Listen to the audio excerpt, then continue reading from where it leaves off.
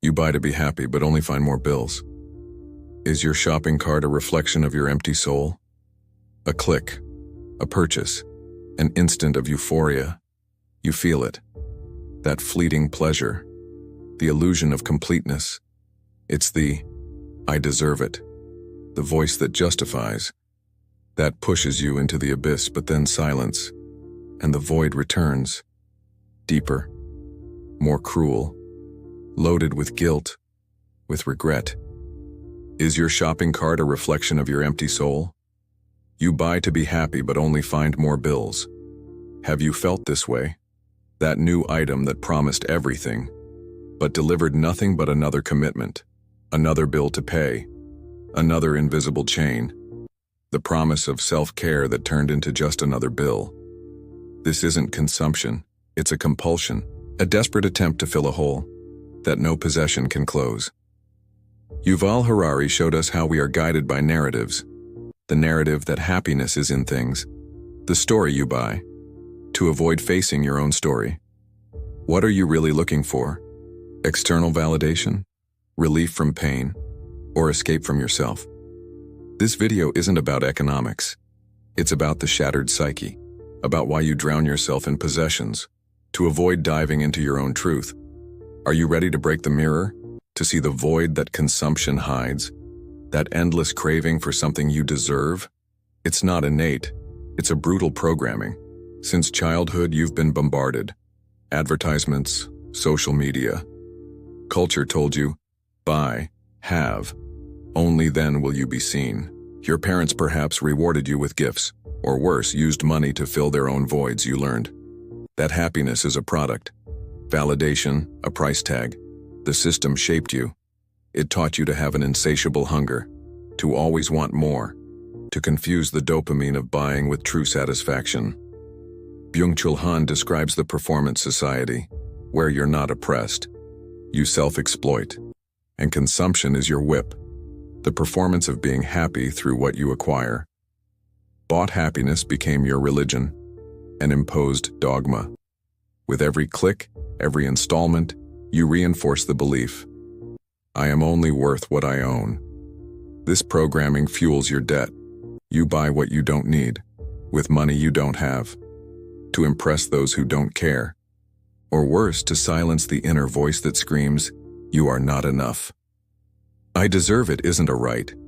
It's a programming code, injected to keep the consumption wheel spinning, so you keep running, chasing a mirage. This is your inheritance, a life of treasure hunting, where the treasure is always in the next item, and the void. It grows with each new acquisition. A cycle, perfect for the market, devastating for your soul.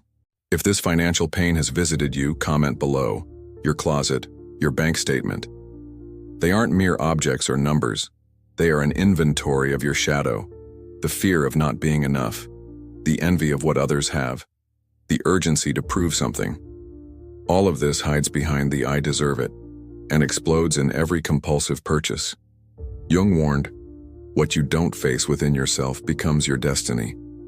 Your debt is your destiny. The archetype of the compulsive buyer.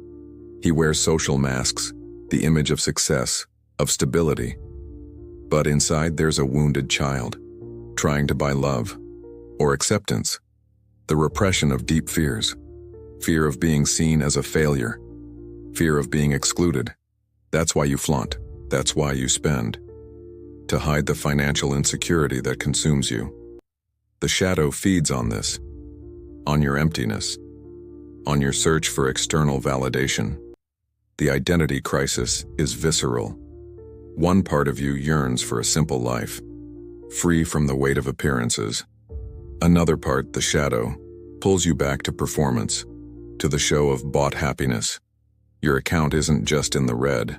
Your self-esteem is at stake, fragmented by the guilt of spending, by the regret of the purchase. But Byung-Chul Han describes the transparency society, where everything needs to be visible, exposed, including your false success. This is your prison, a cycle of consumption and emptiness, fueled by the shadow. Silently, relentlessly. Your mind screams for more, because the silence of satisfaction is terrifying. It would reveal the abyss you try to buy your way out of. If this section about your consumption made sense to you, share it with someone who needs to hear this. You click. Your mind lights up. A wave of dopamine floods you. It's the "I deserve it" screaming. The immediate relief from pain. The illusion that, for an instant, the void disappeared. This is the perfect trap. The false freedom to consume, to have, but never to be. Gabor Mate was unyielding. Unresolved trauma seeks compulsion. Your bank account is the map of your wounds. Every purchase, every installment. It's a desperate attempt to fill what only inner truth can heal. The market is a cunning predator. It doesn't sell products. It sells the escape from your pain, the false promise that the next acquisition will give you peace or validation. But it only delivers more bills, more guilt, another vicious cycle of emptiness. Self-care turned into just another bill. Self-help became financial self-flagellation. You are an obedient consumer, marching towards the next launch, towards the next trend. This isn't your choice. It's your programming. Emotional capitalism thrives on your fragility. It sells you solutions to problems it itself creates. The critique is brutal. You're not seeking happiness. You're buying temporary anesthesia. Consumption has become your existential escape. The race to always have more. The obsession to show the world that you are not empty. But the mirror doesn't lie. It reflects the exhausted soul, indebted. And the new item? Just another silent reminder of the void that persists. Pause this video and write down this sentence. It could become a rupture with debt. You felt it. The bitterness of that purchase. The disappointment of the empty "I deserve it." This is your consciousness. Waking up to the brutal truth. No product can fill what's missing in the soul. No instant gratification can heal a trauma. The way out isn't another item. It's a dive inward. There's no magic formula, no shallow self-help tips here. There is only presence, the courage to face your void, the origin of your compulsion. Gabor Mate was clear. Unresolved trauma seeks expression. Your compulsion to buy is that expression. Your consumption is just the symptom. Trauma is the cause. Money isn't the problem. It's the thermometer. It measures where you're wounded, where low self-esteem screams for validation, where the pain of scarcity still echoes. Napoleon Hill, in his Quest for Success Principles, understood that true wealth begins in the mind, not in the wallet. Reconstruction begins with ruthless acceptance.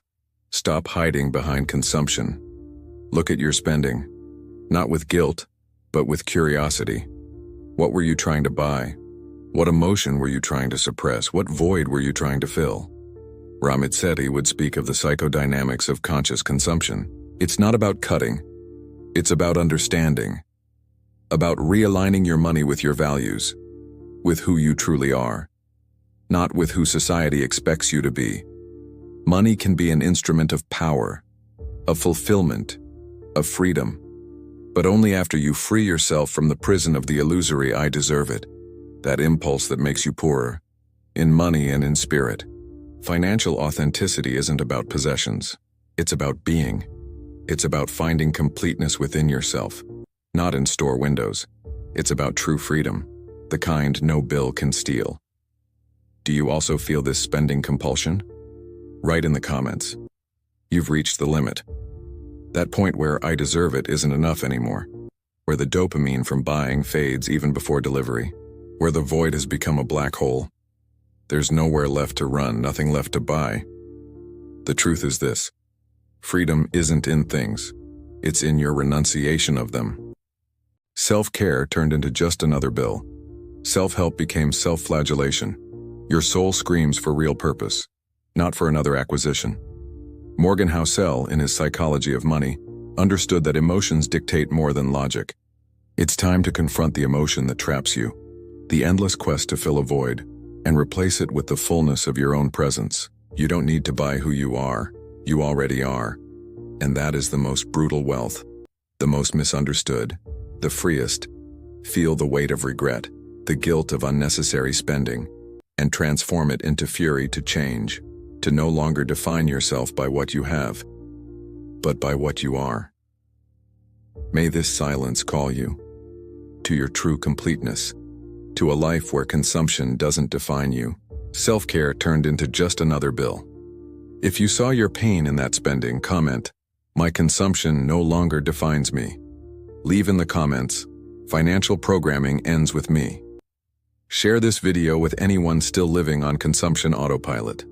Subscribe if you want to keep breaking financial cycles with me.